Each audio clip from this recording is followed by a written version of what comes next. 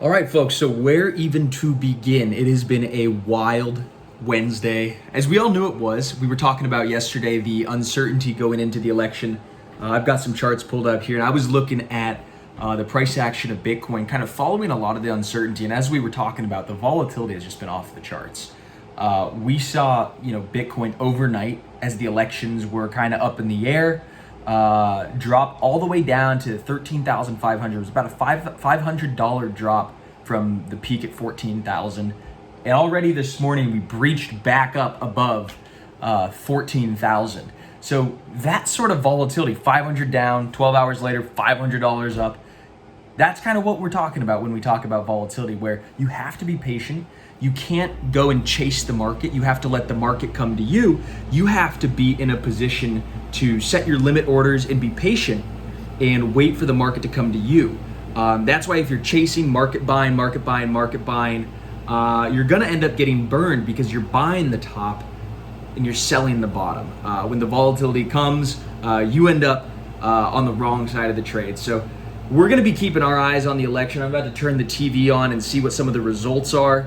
But again, things are still up in the air. And again, markets hate uncertainty.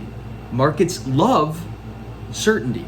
And so when you are in an environment where we don't know who the next president of the United States and leader of the free world is going to be, we don't know what fiscal policies, we sure don't know what monetary policies are going to be in there.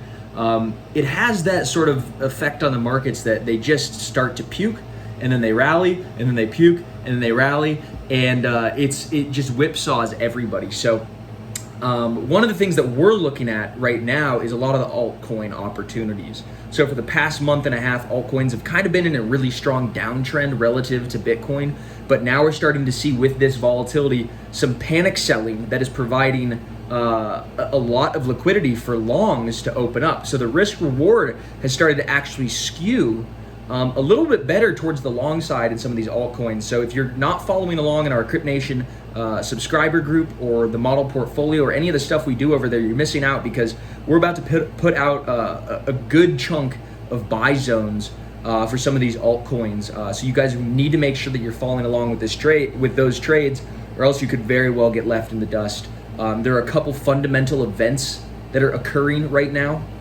namely one. The most important is Ethereum 2.0. They launched their beacon chain.